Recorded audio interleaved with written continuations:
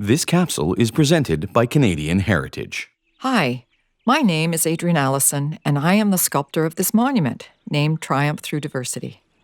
The monument you are looking at is a tribute to the War of 1812, a nation-building moment in our Canadian history. I invite you to walk around the sculpture to explore the 7 bronze figures posed in different stages of battle. They stand on a central base or plinth with a boat on either side. These symbolize the 2 arenas in which the war was fought, land and water. The story of Triumph Through Diversity begins with the Mohawk warrior, crouching strategically, pointing out the advancing enemy.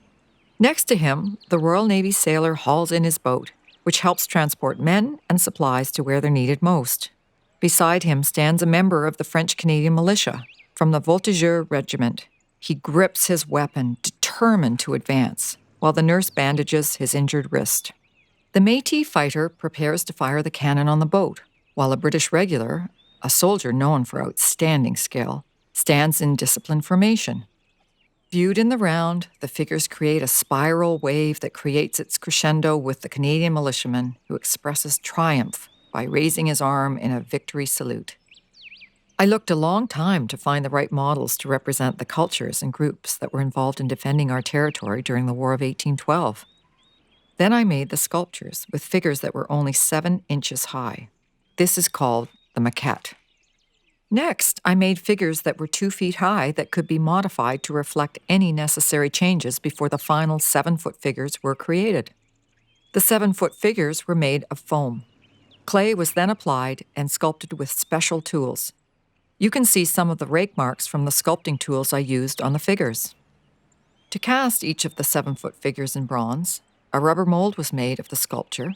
The mold for each figure was made in as many as 8 pieces. The bronze foundry used a technique called lost wax casting to make the final bronze sculpture.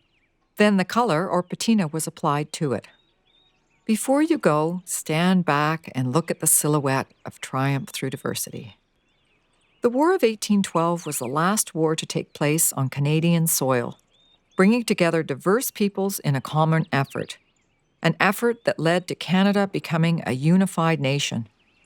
This monument depicts ordinary people who defended Canada, allowing it to become the country it is today. This is the true meaning of Triumph Through Diversity.